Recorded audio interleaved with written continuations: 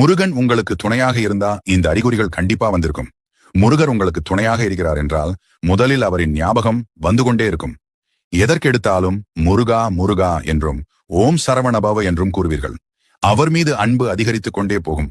அடுத்தாக வேல் சேவல் மயில் இதெல்லாம் பார்க்கும்போது உடனே முருகர் ஞாபகம் வந்துவிடும். அது மட்டுமில்லாமல் வேல் சேவல் மயிலை அதிகமாக பார்த்து கொண்டே இருப்பீங்க.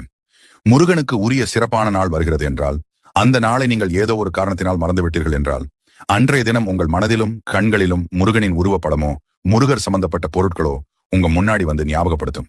இது மாதிரி உங்களுக்கு நடந்திருக்கப்ப போய் காலண்டர் பாத்தீங்கன்னா அன்னைக்கு முருகருக்கு உகந்த நாளாக தான் இருக்கும். விசாக நட்சத்திரம், கிருத்திகை, செவ்வாய்க்கிழமை, சஷ்டி இது மாதிரி ஏதோ ஒரு நாளாக இருக்கும். நீங்க ஒரு கஷ்டத்துல இருக்கும்போது உங்களுக்கு உதவி செய்ய ஒருத்தவங்க வருவாங்க. அவங்க பேர் கண்டிப்பா முருகன் பேர்கள் உள்ள ஒருத்தவங்களாகத்தான் இருப்பாங்க. அடுத்து மனசுக்குள்ள ஏதாவது ஒண்ணு போட்டு குழப்பிட்டு இப்ப நம்ம எடுத்திருக்கக்கூடிய இந்த முடிவு சரியா தப்பான்னு குழம்பி தவிக்கும்